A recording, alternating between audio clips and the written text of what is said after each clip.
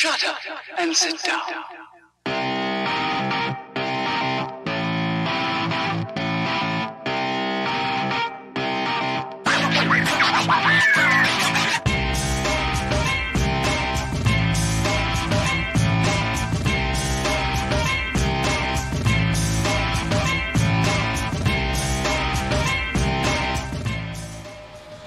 iRacing Super Sessions. The best drivers of the week allowed to enter $500 of iRacing credits up for grabs to our podium places in the prize pool. This is the iRacing V8 Supercars series. And this week it is at Circuit de la Sarthe, Le Mans, famous for the 24 hours of Le Mans. Qualifying is underway right now for our starting grid for this race. The winner will get $250 of iRacing credits, $150 to second place, and third place gets $100 for a total prize pool, $500 being given away in this race coming up very soon. 15 laps. These cars, these Australian supercars, do about 11 laps to a tank of fuel, so they are going to need to stop for fuel. And if they're stopping for fuel, well, these cars really chew through the tyres as well. So we might see quite a few drivers attempt an undercut, attempt to put a new set of tyres on earlier than some of the other drivers around them to get to the lead. You are watching HJBC. I am David Haynes. Our producer is Michael Derby with the cameras, the buttons, and the graphics. And alongside me for this special broadcast, I have Alex Coffard. Alex, are you looking forward to this race? It's different to what we would usually cover. Absolutely. This is a unique combo with these cars on this track, and I'm very excited to see the top speeds of these cars. I've heard that they are nearing 200 miles an hour going on the back straights, and I'd like to see all of the competition and the battling and see who can manage the tire wear and keep the car on track. Yeah, exactly. One thing to note is that the sun is just setting right now as we're in qualifying with about 30 seconds remaining of that. We'll start the race with some light in the sky, but it's going to get quite dark out there later in the race. So that's one to look out for as well. Presumably track temperatures dropping a little bit, but it is pretty cold track out there right now already. Partly qualifying, sun setting. It's 19 degrees Celsius on the track. That's pretty grippy conditions, and that's allowed Brett Loxton to provisionally put his car on pole position right now. A 3-minute 58.3. That is very, very seriously quick in these cars. And unfortunately, the 8-minute qualifying session and 4-minute laps means every driver only gets to complete one flying lap in qualifying. So here is just starting grid as we get the traditional Le Mans flyover to start every race here. Brett Loxton is on pole. Alongside him will be Chris Coxhead. Two drivers sort of from the V8 Sleuth Racing, Zuva Racing camp. Third on the grid, Kyle Stokes of Evolution Racing Team. And then alongside him, Sean Thompson, Valkyrie Sim Racing. That's row 2. Row 3 is Cameron Gall and Andrew Roos. Then behind them for 7th position is Damian Johnston. 8th is going to be Carl Townsend. 9th is Jaime Lopez Prieto. And 10th is Mike Budzine. The last driver with a qualifying time, a 4-minute 26, Michael Haynes, no relation of mine, gets 11th place on the grid. And we've got 3 drivers who didn't manage to set a qualifying time. Of course, that happens around Le Mans. The off tracks, the slowdown penalties, pretty harsh. It's a lot of lap to potentially mess up. So starting out of 12th will be Dave Gellink. 13th will be Chris Barnes, and 14th will be Daniel Simon. So that's your starting grid. They're all lined up on the grid. Uncharacteristic for this circuit, a standing start, but of course that's characteristic of these racing cars and this series. Not one you'll see all that often, but here for the iRacing V8 Supercars series, a standing start. All cars on the grid. Alex Coffard, we're about to go racing. Revs rise. Brett Loxton is on pole position to potentially be the driver to take home $250 of iRacing credits. He doesn't get an especially good start. Kyle Stokes and Chris Coxhead get a better jump behind. They fan out nearly 4 wide, coming towards turn 1. I think Brett Loxton will have the inside. He'll hold it. Sean Thompson out of 4th, trying to make a challenge. Brett Loxton will lead into turn 1. Kyle Stokes is going to go down the inside of Chris Coxhead to try and take 2nd position. Your thoughts on this opening couple of corners, Alex? I think number 9 jumped the start, Jaime Lopez Prieto. He's fallen to the back of the pack, so I'm not sure if he's just letting people through, but he might have jumped the start, and that could be disastrous for his race. Yeah, I believe that'd be something like a 15-second stop and hold penalty. That would definitely put him all the way to the back of the field. He'd really struggle in a 15-lap race to recover from that. Although a 15-lap race at this circuit is about 1 hour. The first lap is underway. They're coming out of Tetra Rouge. They're heading down towards the first of the Mulsanne chicanes. Brett Loxton still leads. Kyle Stokes, Chris Coxhead, 4th is Sean Thompson. Those top 4 have pulled a little bit of a breakaway. Yep, coming into the first chicane, really clean so far. Looks like there's going to be a couple 2 wides going through here. See if they can get through there clean. So Cameron Gall going around the outside of Jaime Lopez Prieto, who maybe is trying to make some ground back up. Not sure about that one. Looks like Daniel Simon didn't take the start of the race. 13 cars, but it's not a weak grid whatsoever. The drivers at the pointy end of this field are the drivers you'd expect to see towards the pointy end of any V8 Supercars grid. And that's why they've come out here, because they fancy themselves a chance at grabbing a bunch of those iRacing credits that are up for grabs. Yeah, and my eyes are on Dave Galink. He did not get a qualifying lap in, but he has been working his way up through the field, up to, I believe, 6th place now. So even though he started in the back, I feel like he's going to be a contender for the win.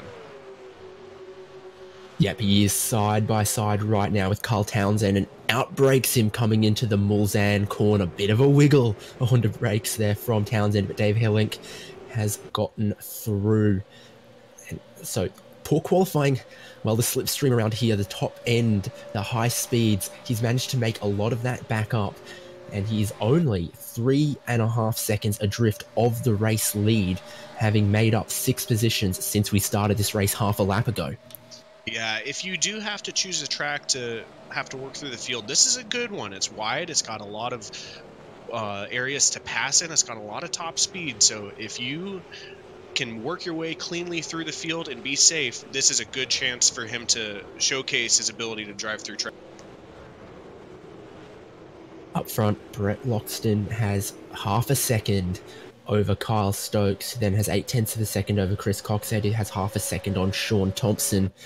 Very, very close for the top 4 right now as they approach the first of the twistiest parts of the circuit, the Porsche curves. This is the bit of the track that these cars don't like compared to, for example, a GT car that we might be used to seeing around here. Sure, lots of horsepower in these V8 supercars, very quick in a straight line. The Porsche curves is where they lose some of that time, where they're most tricky to drive, and where new tyres will have the biggest advantage in the braking, the changes of direction, and putting the throttle down. Yeah, looking good so far, but in 3, 4, 5, 10 laps, are these cars going to be able to handle the same? Are they going to be able to control, as we see a couple cars going wide? Is this a thing to be able to see, kind of foreshadowing that these cars are going to be flying through these chicanes? Or are they going to be able to control it and put down some good laps? So Dave Hillink, we had our eyes on him earlier. Very, very quick. 8,200 I rating, and he's here to try and pick up some of those credits, but he's being outfoxed and outpaced right now by some of the irregular Australian drivers of this car. It's a tricky beast that the international drivers don't adjust to maybe quite as well, but he's looking at sizing up Gone Rogue Motorsports, Damian Johnston in front of him right now. They come through, I think that's the Forest S's, and then towards Tetra Rouge. He's going to try and get a great exit through Tetra Rouge because it leads onto that Mulsanne straight, that back straight, the fastest section of the circuit. And Damian Johnston in front doesn't have any slipstream, any drafting partner to help him, and Dave behind is closing that gap. Might have an opportunity into the first of the Mulsanne chicanes. We're going gone too wide. Mike Budzian got a little loose in Tete Rouge and is trying to be passed by Chris Barnes. Chris is on the inside. I think he's going to be able to make this move, but it's going to be close. See who can break later. They break about the same, and yep, Chris does make the move into the corner. They line up one by one. They play nice. They're not going to try to save their race right now in lap 2. They want to be able to save their car and make sure it's working towards the end of the race. Yeah, exactly. And Dave Hillink did come through for 5th place on Damian Johnston. So a couple switches of position happening around right now, but I think it's switched back. Yeah, so side by side right now for 5th place into the 2nd of the Mulsanne chicanes. Side by side on the entry, side by side through the middle of it, and on the exit, I believe Dutch driver in the number 1 car gets that position back once again, but he's had to work and fight for it. Yeah, but he's got some clean air to catch up to the leaders now, so he's in 5th, and 1, 2, 3, 4 are all relatively close, so it might take him a lap or 2 to run up there, but I'm pretty confident that he'll be able to at least catch these guys up front.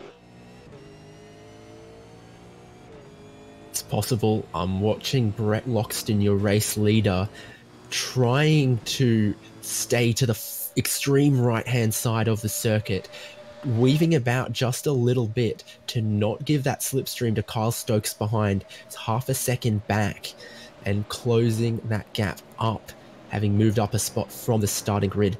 So Brett Loxton's feeling the pressure from Kyle Stokes, who's dragging along Chris Coxhead, and Sean Thompson is quite close to that 3rd place. And of course, 3rd place is the last of the positions that pay prize money in this race. If you're an Australian and you finish this race in 4th place, well, you might as well have gone to bed early. Really, it's 3rd place or up where you want to be. Otherwise, probably a disappointment. 250 credits to remind you for 1st place, 150 for 2nd, and 100 for 3rd. That's, I mean, even for 3rd place, that's basically a year's subscription paid just for finishing on the podium in this one race. It's a very, quite attractive prize pool on offer, and that's why we've got some of these Australians racing at 3 and 4 a.m. in the morning. Absolutely. We did have a spin in Indianapolis. Carl Townsend was chasing Cameron Gall, and Carl got on the brakes maybe a little late. The back end just kind of spun out on his own. Luckily, everyone was able to avoid him, but getting the car corrected and getting back and going, he did lose maybe 10 to 15 seconds and 4 spots. Yeah, so not the best start for Carl Townsend. As you mentioned, he's back going. And it's been a problem for Damian Johnston, who was part of the top 4. He's dropped back, potentially as he picked up a slowdown penalty somewhere in the number 6 car. I'm looking right now. I don't see anything here. He might have...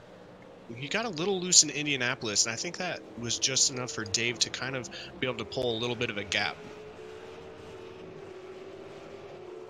Certainly he's lost 6 seconds around there somewhere. And as I mentioned, he was battling for higher up positions. So your top 3 for your podium, all a little bit further spaced out. Then they've got a bit of a gap now to 4th place, Dave Gelling, Damian Johnson, which is a battle now for the 4th place position. And then further down the order, some battles as well. Yeah, it's starting to line up one by one at this point. So once these cars are in clean air, you'll be able to really see the showcase of these drivers and what they're able to do instead of trying to defend, trying to battle, trying to make their way through. So if you are a quick driver, this is your chance to really shine and put out your best laps while you still have relatively fresh tires. You have probably a clean car. I haven't seen any real incidents so far, and it's a great opportunity for you to put your best laps in and create some distance and try to run down the people in front of you. And to correct what I got confused about before, it was Sean Thompson who was in 4th place and has dropped back to 6th place, Valkyrie Sim Racing in the number 8 car.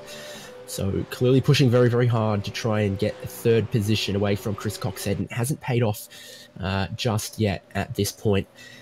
Really feel like drivers push hard, try and jockey for position in the first couple of laps, and it settles in a little bit as we come towards the pit stop window, probably expecting that around lap 7 or 8, or maybe just a teeny bit past halfway, because the new set of tyres can easily be worth 3 seconds a lap around here. And of course, if you undercut another driver, they've got to wait a whole 4-minute lap before they can react to your pit strategy.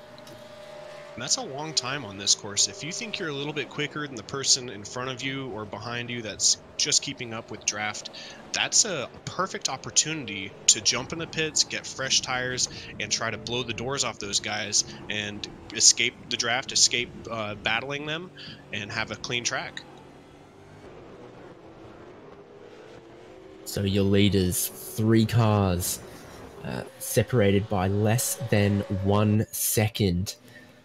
And if you're Chris Coxhead in 3rd place, you're currently in a prize-paying position, but just up the road, you can see 2.5 times more prize money.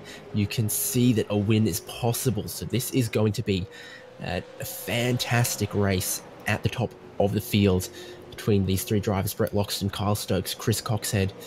Loxton still leading, but Kyle Stokes is very, very persistent here. Last called it out, he was about half a second behind. That's where he is right now, just under half a second. Well and truly in some of the slipstream of Brett Loxton. Maybe saving a bit of fuel to try and cut down his pit lane time. Maybe just looking after his tyres at this phase in the race. They come through the last of the Ford chicanes to finish lap 3. And Brett Loxton pulls to the right-hand side. He's got to slow down. He lifts out of the throttle. Kyle Stokes for Evolution Racing Team is through to the lead. Chris Coxhead is through as well from leading this race. Brett Loxton has overcooked the last chicane. That's cost him dearly. That's cost him about 2, maybe 2.5 seconds. Crucially, it's cost him 2 positions. And as things stand right now, it's cost him $150. That's a lot of money to leave on the table. I know he wants to get it back. He's going to be pushing like hell, trying to get all of that money and all of those iRacing credits, because it's a big deal, and it's something that these drivers really want to push towards. They really want to dedicate their time towards. As we see, Yami Lopez Prieto jumped in the pits. I do believe that's from his jump start, so I'm not sure if he's going to be able to make it to the end. He might have to pit again, which is quite unfortunate.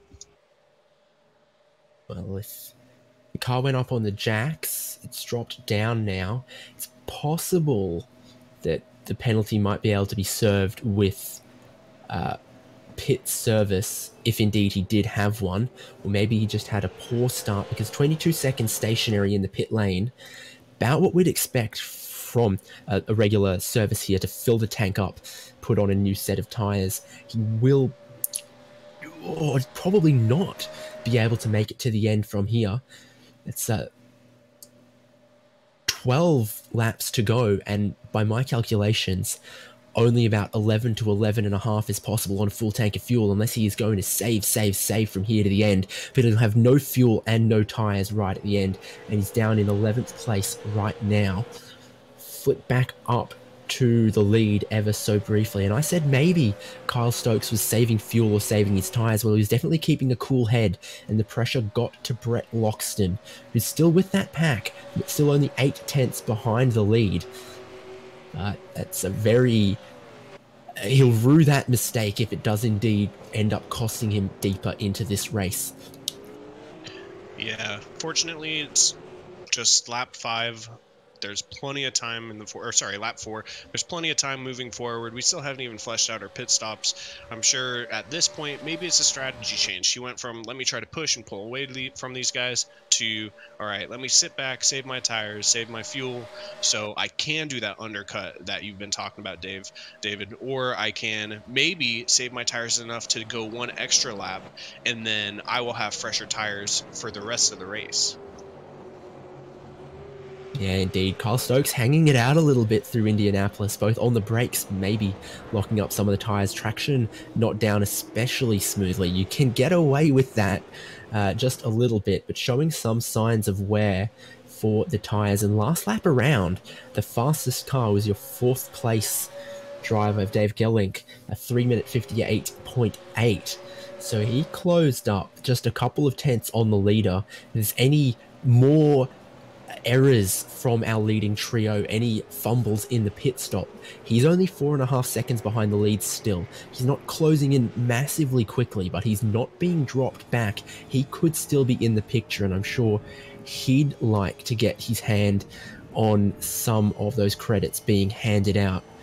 And of course, plenty of things you can use them for, both your iRacing subscription to keep that current, to pay that, but also plenty of new content coming this year to the iRacing platform. Fingers crossed for things like Circuit of Barcelona, Circuit Catalunya soon, maybe, if we're very, very lucky, a TCR car this year or sometime soon. I mean, no shortage of things to acquire with that prize money, as there's been a problem for the number 1 car, Dave Kelly, because he picked up a slowdown penalty. He's back into 5th place. He's lost a 1.5 seconds. Great big drift, apparently. Might have a look at how he's gone and done that one. Well, he's... and then pulls to the right-hand side of the circuit and slowed down a little bit. So that's cost him only 1 position, but cost him a 1.5 seconds to the lead of the race. He's now in a sandwich between Damian Johnston of Gone Rogue Motorsports and Sean Thompson of Valkyrie Sim Racing. He gets a big wiggle through Tetra Rouge, does the number 1 car, our highest iRating driver in the field. Sean Thompson is going to size him up. Maybe it's a quick setup for the European driver, but one that's churning through the tyres.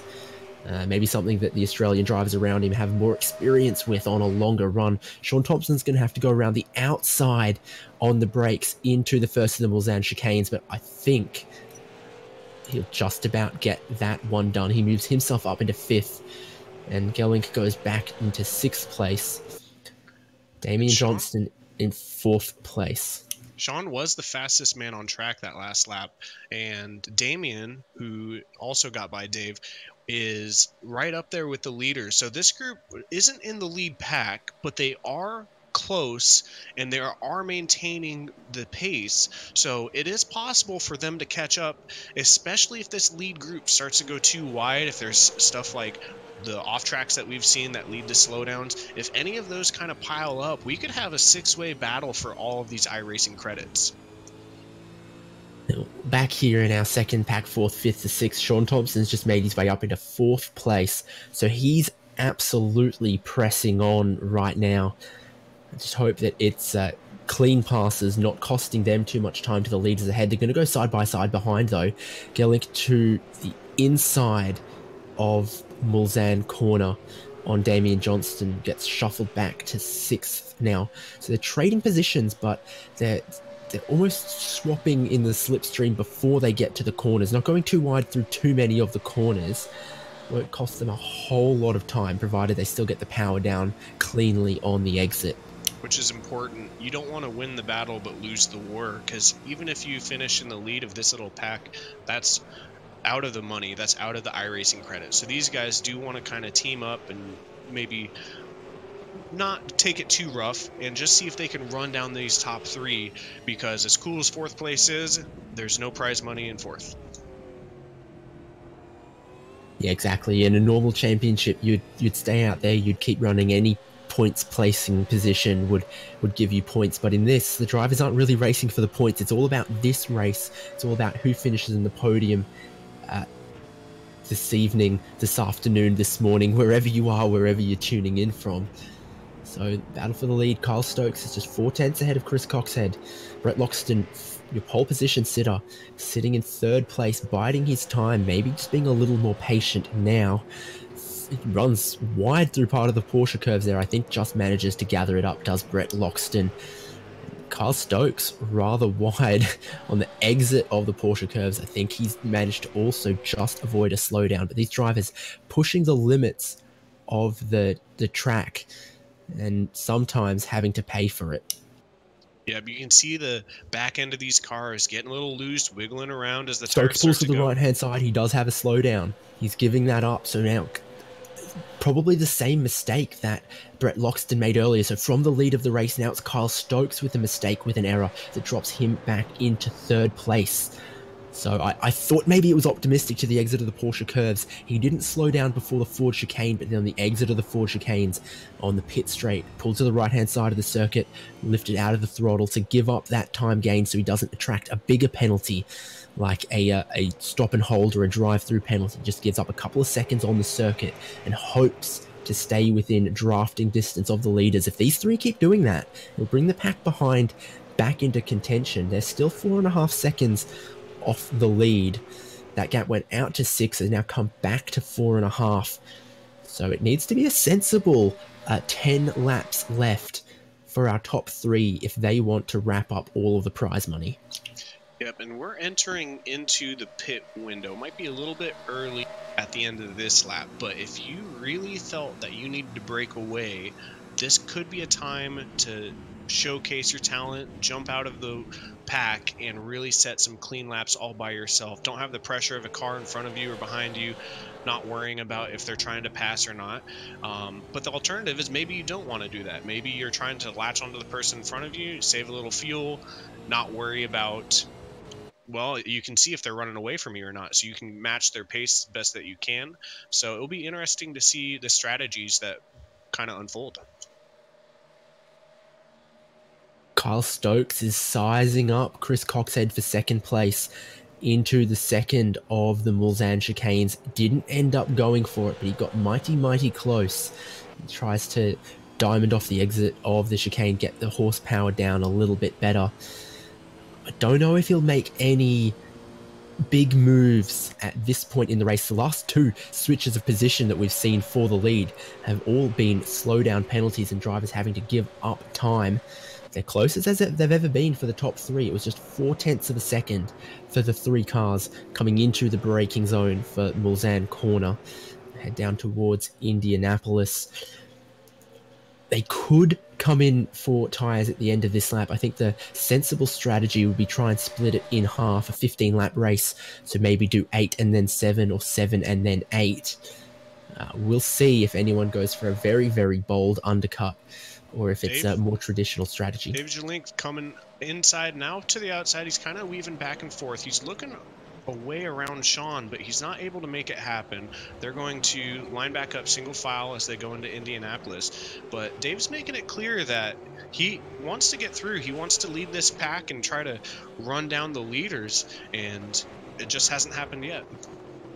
Yeah, when he was leading this pack, he had very quick pace to match the leaders, but now I'm not sure Sean Thompson is matching the pace of the leaders. That gap that was 4.5 is now 5.5 to the lead of the race. If there's any driver who would try a very early pit stop and a tyre undercut, it might be Dave Gelink. He's definitely in a position where he's running out of options, and he does look to have very good car pace. It's just losing some of that advantage in this battle, in this squabble, and in this pack he finds himself in. And we'll see who's comfortable with night driving. It's fallen pretty dark, and it's one thing to drive this track in daylight, but when you don't have the resources of all the extra light, you'll really get to see who understands the track and who can control their car better at excuse me, as we fall into this darkness. Yeah, these cars are fitted with headlights in the iRacing simulator, but they do not race at night except on illuminated, fully lit circuits. So, bit of an odd one. Sean Thompson gets very hot into first of the Dunlop chicanes. Dave Gelink is going to lose another spot to Damian Johnson, so not 100% clear on what's going on there, but Damian Johnston, Dave Gelink both lost a bunch of time. Sean Thompson is now a second clear of them in 4th place. And we have a good battle as well, a little bit farther back in 7th and 8th with Andrew Roos and Cameron Gall. They've been nose to tail for quite a while now, and there is a little bit of damage on the back of Cameron's car, so I'm assuming maybe a little bit of bump drafting or maybe a little bit of a late break, but right now that is a really close battle for 7th and 8th. Yeah, indeed. 22 seconds off the lead of the race, but having their own solid little battle amongst themselves. Closest cars out there right now accepting the lead, and these cars, Damian Johnson and Dave Gelink, still battling it out, but I think Gall is going to lose this position to Andrew Roos, who comes towards the inside of what's going to be the first of the Mulsanne chicanes. So up into 7th place goes Andrew Roos. Cameron Gall drops back into 8th. He kind of overran the corner, though. Cameron's got a good run out of that, and he's going to look to take that position right back. So he Andrew just overdrove the corner a little bit, wasn't able to get a good run out, and now they're too wide with a drag race heading towards the second chicane. Huge change of the running order up the front. Chris Coxhead has gone and lost about 6 seconds.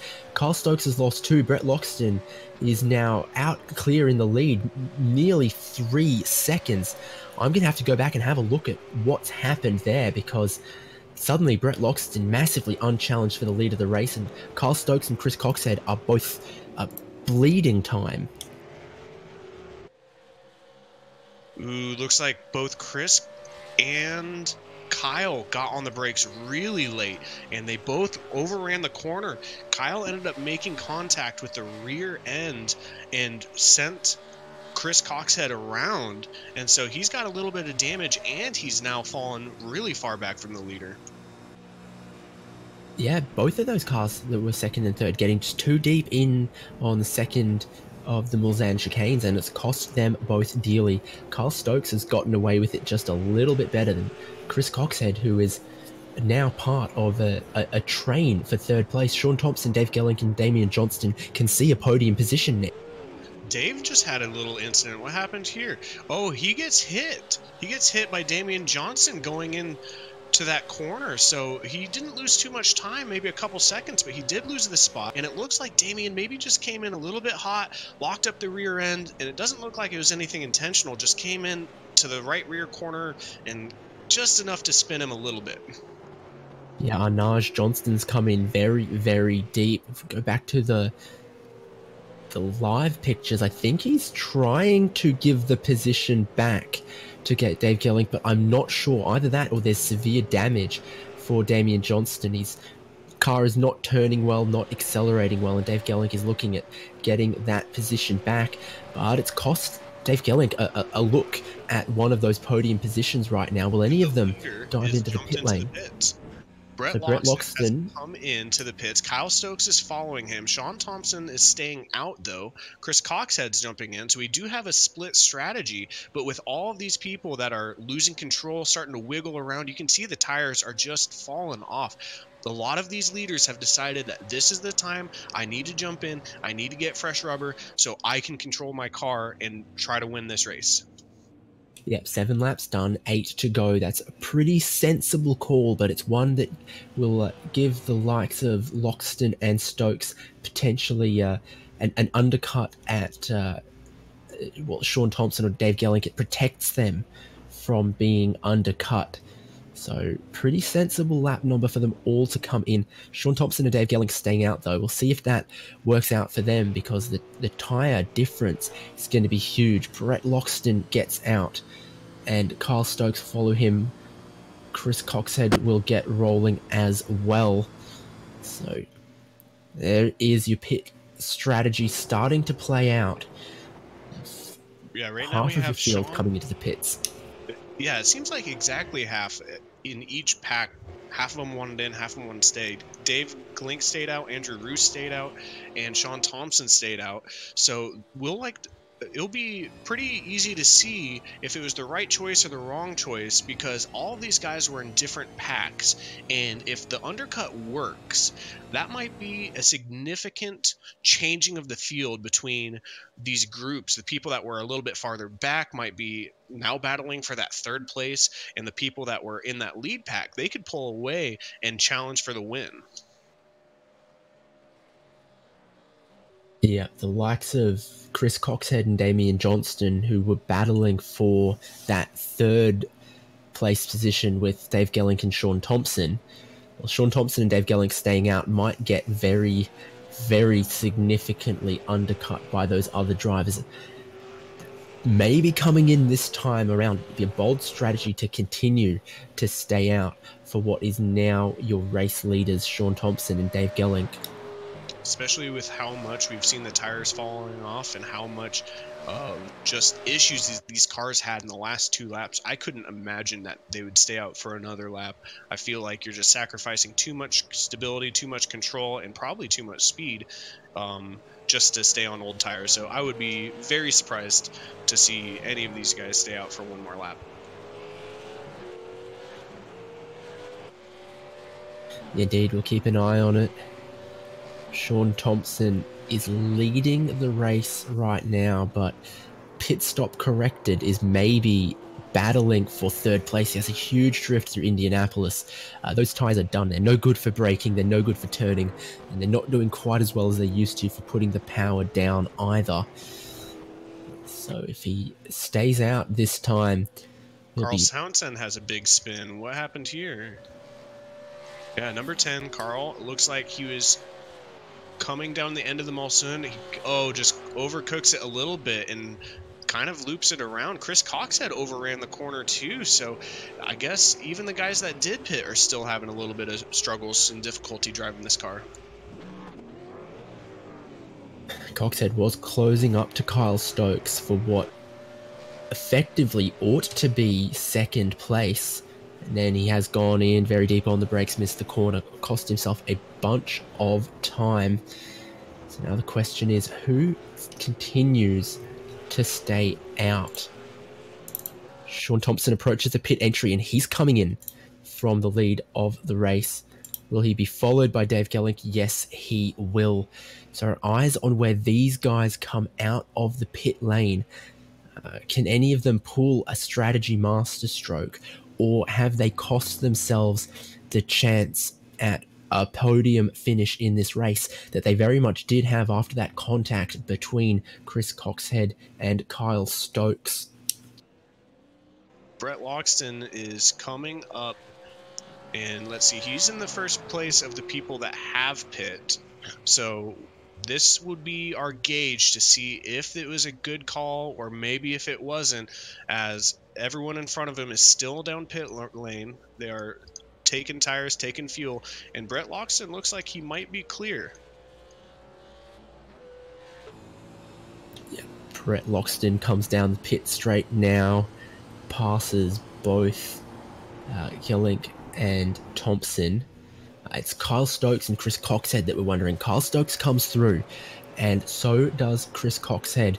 He's got a little bit more of a gap, a little bit more of a buffer over Sean Thompson than he had before the pit stops, but really only half a second or so there.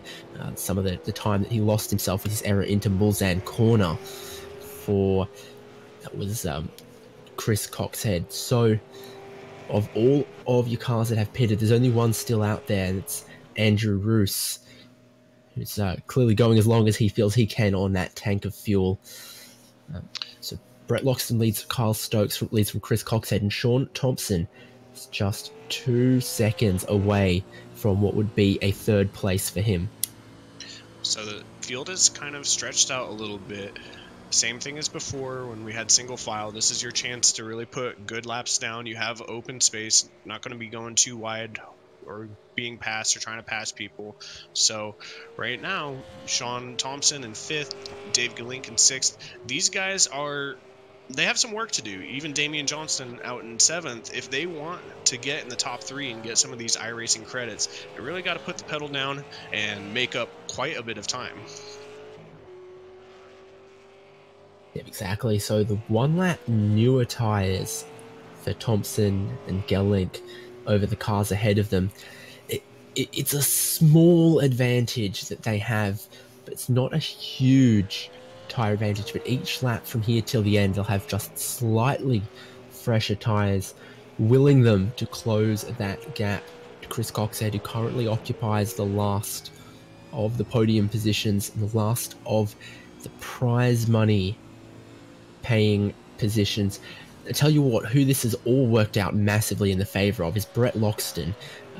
You know, from the pole position, and then he had that slowdown penalty that dropped him to third. Since then, it's been much cleaner for him, and now he's got the biggest lead he's had all race.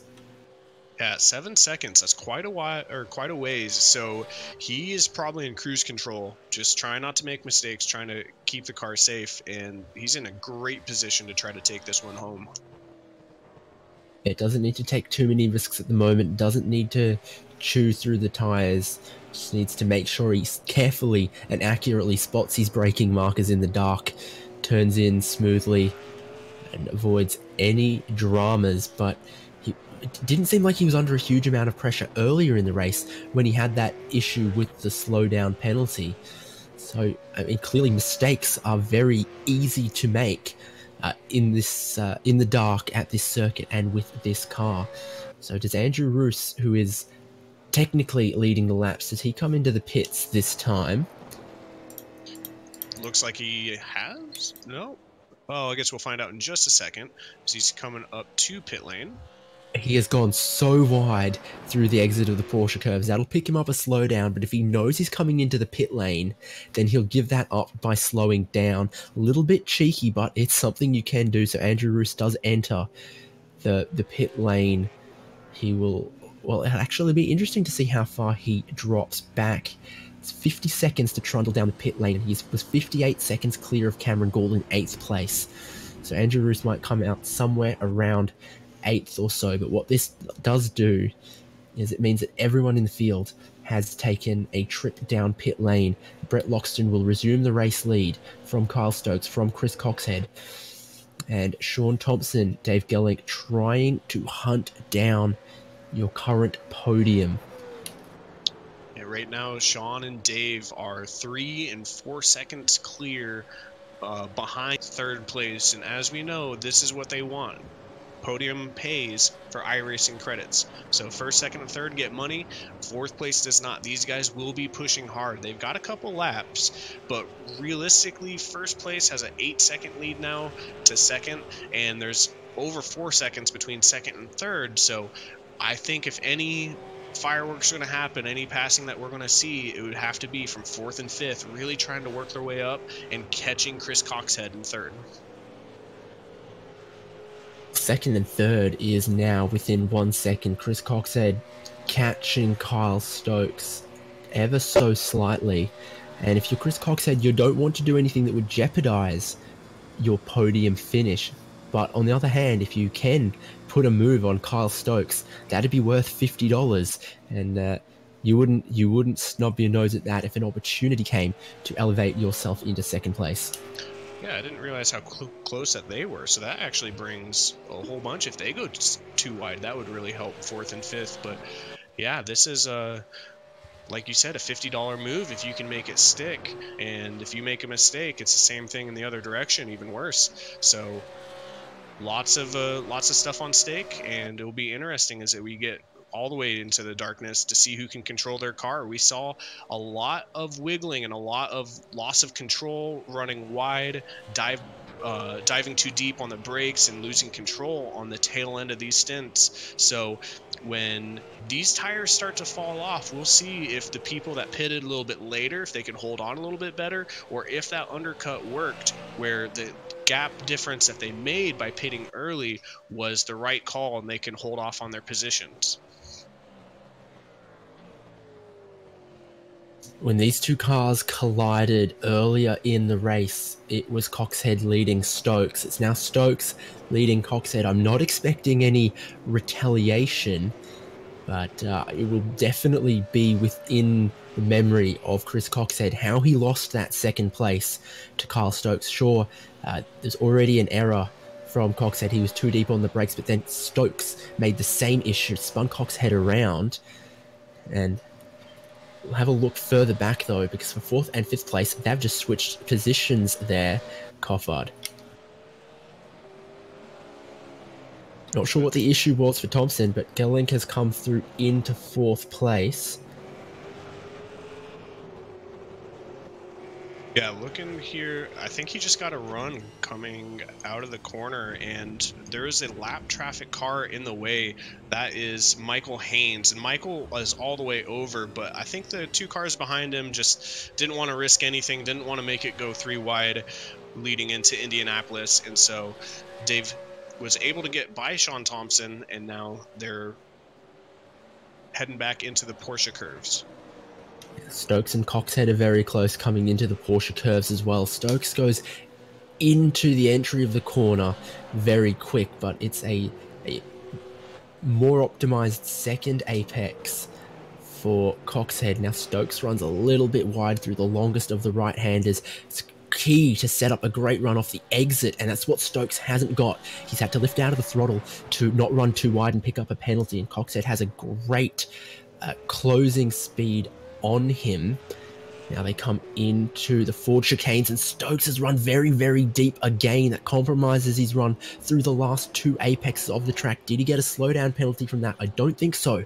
It's cost him time. Now Coxhead is just 2/10 behind, weaving about in his mirrors. The headlights of the car behind be illuminating the cabin and the mirrors of Kyle Stokes, who throws it very aggressively through the Dunlop curve towards the Dunlop chicane. And again, it's Coxhead behind who's taking the more measured lines, trying to set up better exit speed, not carry as much into the corner. 2 different philosophies to driving the car. Right now, Stokes is still ahead, but Coxhead is looking very, very menacing. And on the last lap, Dave Gelling pulled 1.5 seconds out of these guys. So at the rate that it's going right now, he'll be there in a lap and a half, and then he'll have 3 laps left of the race to try and move himself into a podium position, maybe demote Stokes or Coxhead. Here comes Coxhead. Stokes stays on the racing line. Coxhead's going to go to what's going to be the inside for the first of the Mulsanne chicanes. I think Stokes might roll out of the throttle, let him have that. So if these 2 fight too hard, Dave Gelling and Sean Thompson behind are willing and waiting to take one of the podium positions away from these 2 guys. Yep, lining back up, coming out of the chicane, but you're right. You can see these guys behind him. They're licking their lips saying, please battle, let us catch up. And we're going to have a 4-way battle for 2nd and 3rd place, I believe. Could very well be, because Dave Gelling set the fastest lap of the race last lap around. He had slightly newer tyres than these 2 cars in front of him. He had some good slipstream as well, but that is monstrous pace of 3 minutes 57.882. His gap to 3rd place Kyle Stokes is now just 1.5 seconds. He'll start to feel some of that slipstream. It'll give an advantage in a straight line, and there's no shortage of straight pieces of racetrack that you have the throttle wide open in 6th gear around this circuit. Yeah, lots of top speed here, but that can lead to some overdriving into the braking zones. We've seen that before. They good coming out of that corner. So far, so good, but again, I want to see how these cars handle when the tires are kind of worn out. We see that Dave Gelink had pitted 1 lap later, so he might have just the fresher tires coming into the last lap. We'll see if that makes a difference as Kyle Stokes comes down to the inside as they head towards Indianapolis. Yeah. And yes, he's able to make the pass on Chris Coxhead. They're lining back up 1 by 1, but Kyle Stokes was able to make the pass. He is now in 2nd place, leading Chris Coxhead in 3rd. I imagine that the thought process here of Kyle Stokes is, if I can have Coxhead and Gelink battle each other, get tangled up, I can skip away and hold on to 2nd place. Maybe if you're Stokes and Coxhead, 2nd place is safe for you, but if you're in 3rd place, Dave Gelink is coming. There's going to be 4 laps to go at the end of this one. There's still plenty of racing. That's nearly 15 minutes still, and Dave Gelink is closing right there through the Porsche curves here. This is one of the places where the new tires is so critical. It's not just the big horsepower and the locked differential that eats up the rear tires. There's no ABS and eats up the front tires as well, braking and turning this big heavy race car. It's 9/10 from Coxhead in third to Dave Gelink in fourth. That gap is closing. Where he is right now, Dave Gelink is going to take home $0. But if he can find 7/10 of a second in the 4 remaining laps, that is worth $100 of iRacing credits right now. He will be very, very motivated. He sets a 3 minutes 57.627. He backs it up with the fastest lap of the race once again. Second, third, and fourth place. None of this is decided. It's all on 4 laps to go. And we know that catching people versus passing is 2 different beasts. So, of course, Dave's been insanely quick. He's put out a couple of the fastest laps in a row now, but at the same time, we've seen him make some mistakes. We've seen him have some slowdowns, and so sure, he's caught up to the back of him, but let's see if he can make these passes stick, if he can get in front of them, and then even then, those cars would have the draft. They would be the ones with the advantage on the straightaways.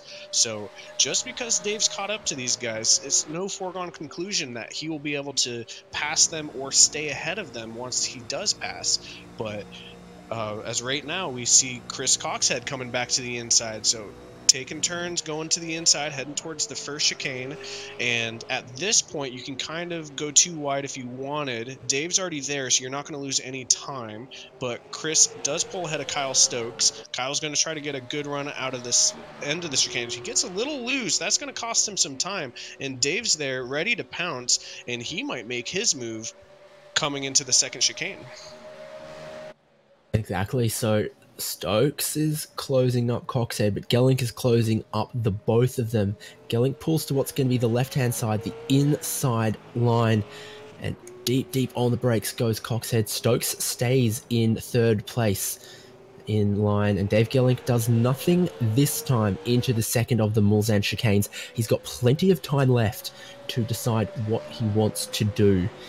Plenty of corners as well to make some luck for himself. Sean Thompson in 5th place is still there or thereabouts. So 2nd through to 5th, this is your best battle, as Stokes is going to look down the inside of Coxhead into Mulsanne corner. It's very, very optimistic. Does he get it pulled up and turned in? He does, but it makes them all that much closer packed together.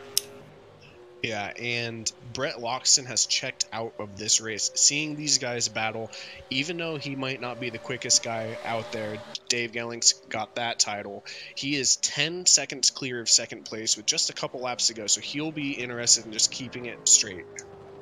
Stokes and Coxhead side by side coming towards Indianapolis. Stokes is not quite willing to give it up this time, but he will have to. He goes back a position as Coxhead comes up into 2nd place. He stays to the right-hand side, approaching Arnage, does Kyle Stokes, just trying to dissuade Dave Gelink from throwing it up the inside there.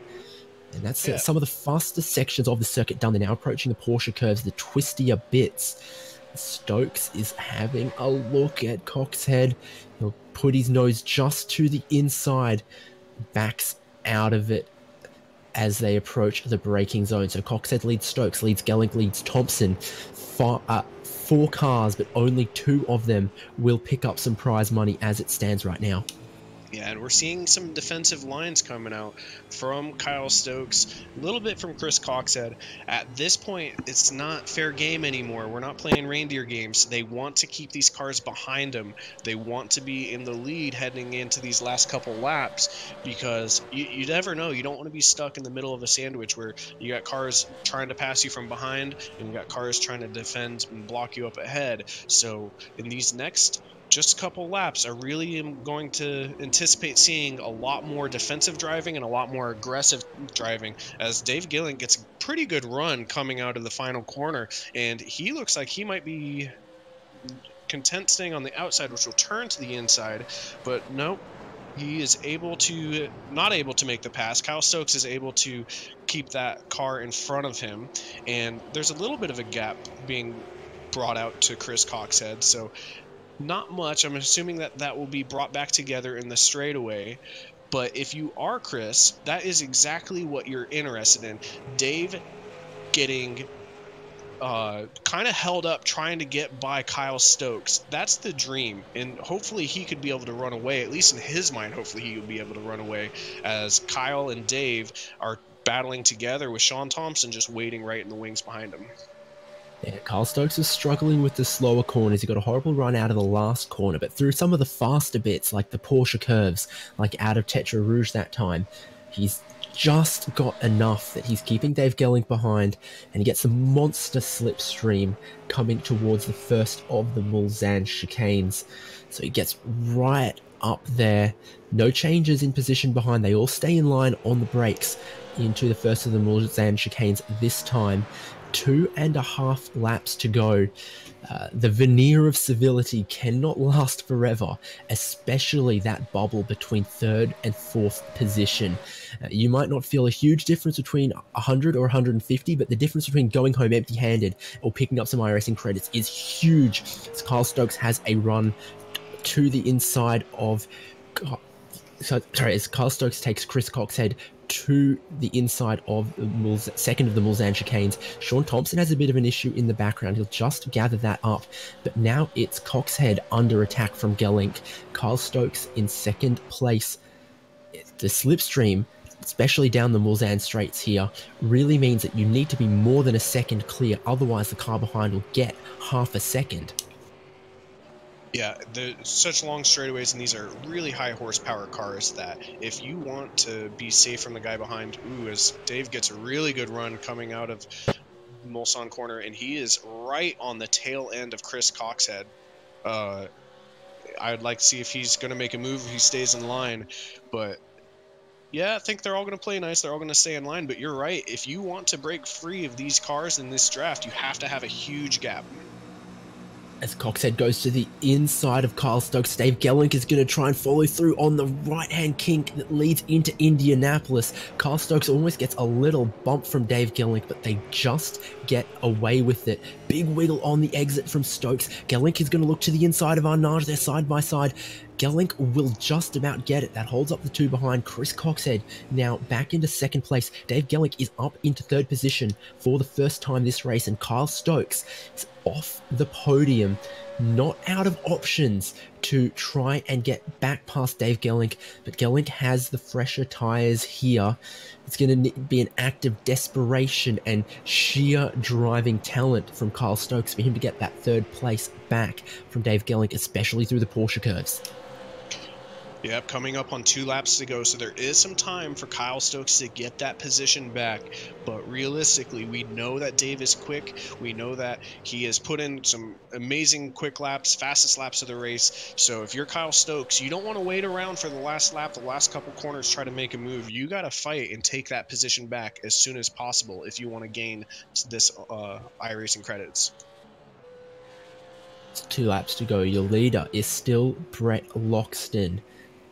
11 seconds clear of this fantastic battle, 2nd on down. Chris Coxhead, Dave Gelink, Kyle Stokes would like to get back into that 3rd position, and just following along, patiently waiting his time, is Sean Thompson right there amongst it. Coxhead has a couple of car lengths over Gelink, Stokes, and Thompson right now.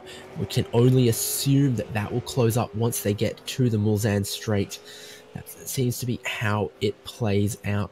Kyle Stokes biding his time, but this is a real powder keg of a battle here, knowing what is on the line, and that only 2 of these 4 drivers can pick themselves up a worthy prize in just about 1.5 laps time now.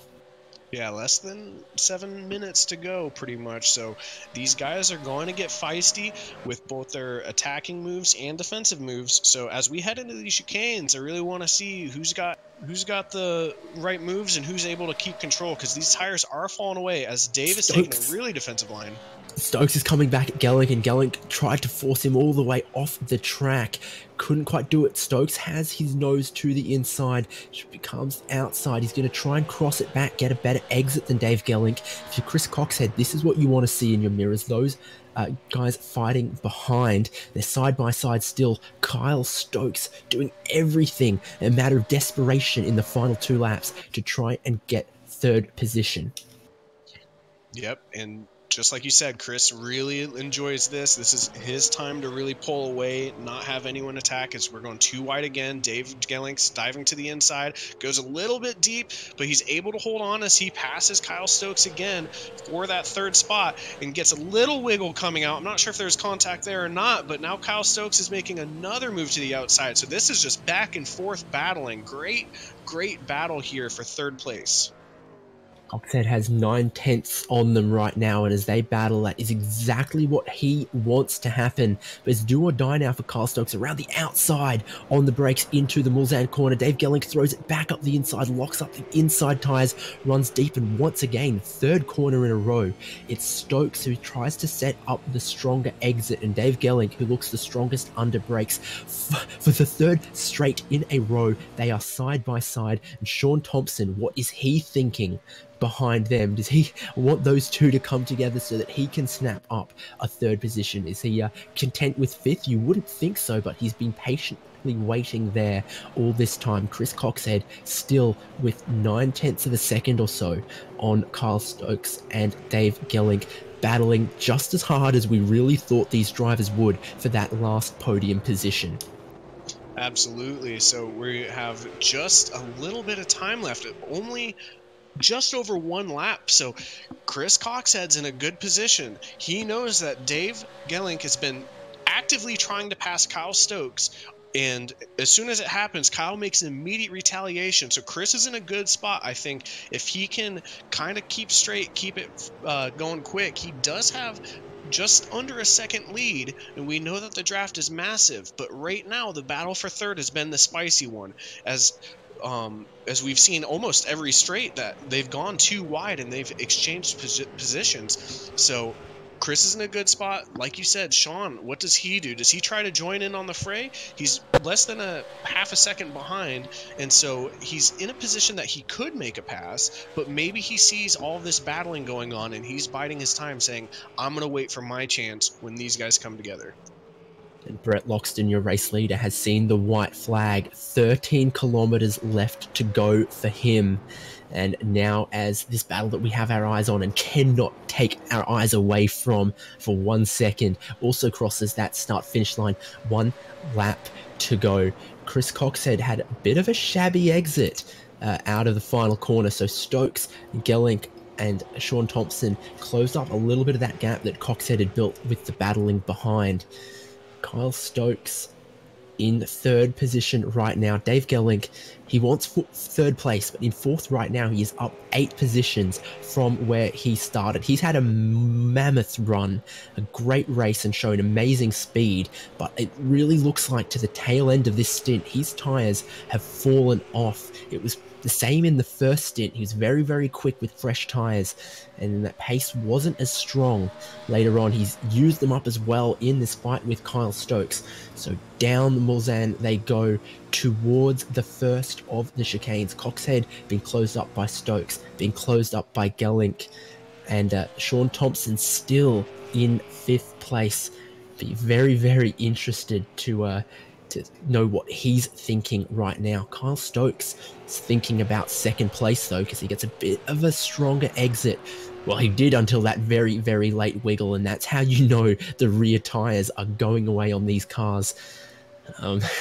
It can be a long way past the apex of the corner, and you still can't put the full throttle down. Coxhead being closed rapidly by Stokes. Stokes goes to the inside line for the 2nd chicane. This is the last lap, and Kyle Stokes is up into 2nd place. Can he get it stopped? He's got it all sideways, but he gets to the 1st apex, he gets to the 2nd apex, he gets the power down off the exit. Now it's Chris Coxhead in 3rd place. with Dave Gelling behind, but a poor exit from Stokes, a good exit from Coxhead. Now they're side by side coming towards Mulsanne corner. Carl Stokes has been closed up by Dave Gelling too, so this is now the battle for third and fourth. Gelling is going to look to the inside. They're changing positions so very quickly from second to fourth. Kyle Stokes is out, and I thought I heard contact. It was just a locking of brakes. Someone's gone around. Chris Coxhead got hit, I believe, by Dave Gelling coming into the Mulsanne corner. The disaster for Coxhead there. You obviously had a better look at it. How did you read that? It looked like Chris did not think that there was anyone to the inside. He drove in like he was driving towards the apex like he was the only car on track, and Dave just had his nose there. Nothing that Dave could have done. He was holding his line, and now Chris Coxhead has dropped all the way back down to 5th spot. Back up in a second place. Carl Stokes. A little replay of that action on the final lap, and I'm sure Chris Coxhead will not be happy about that, knowing what is at stake. Yeah, second look, maybe Dave did make a bit of a lunge. I'm not really sure about that one, but absolutely agree that Chris is probably not happy with that situation. And Sean Thompson has thrown it up the inside of Dave Gelling to try and take third position. It hasn't worked on the entry to the Porsche curves, but that was what we were expecting from Sean Thompson, biding his time, waiting. Brett Loxton is going to be your winner of 250 iRacing credits, but second and third is by no means decided. Kyle Stokes has got second right now. His tyres are done. So is Dave Gelling. Sean Thompson gets a great exit out of the Porsche curves. I wonder if he got a slowdown, though. He went rather wide, and indeed he does start dropping back. So your winner is Brett Loxton, but second place is looking like Kyle Stokes of Evolution Racing Team, and third place up 9 positions. Fantastic run for Dave Gelling. He gets third place. Sean Thompson settles for fourth. Chris Coxhead will presumably not be happy with that one. He gets 5th place. Yeah, I feel like he probably feels like he had an opportunity and it got let through his hands, but we see Damian Johnston finishes in 6th place. He had a good run, and until the pit cycle, he kind of got shuffled up there. Lost a little bit of time. Andrew Roos in 7th place. Mike Budzian in 8th place, and Yaim Lopez Prieto in 10th place. Yep. Michael Haynes, 11th place, and Carl Townsend, Chris Band's retirements, and Daniel Steinman not taking the start of this race. So that was action-packed, especially in the end. It really turned it on in the iRacing V8 Supercars series. Season 2019, week 4, Super Session. Those the racing really made more exciting, more hard fought after by that iRacing credit prize pool put on by iRacing for this week's Super Session. Next week is a different series. Moves on to a different series. We may very well consider covering that as well here on HJBC. But that is your race as it was. Thank you so much for joining us. I've been David Haynes. Alongside me, Alex Coffard, with the cameras, with the production, our director, Mr. Michael Derby. Thank you so much for tuning in, and make sure you do subscribe. Make sure you follow us all the places that you can, because we've got lots more racing, lots more broadcasts coming up as well, and you're not going to want to miss them. Until next time, thanks for tuning in.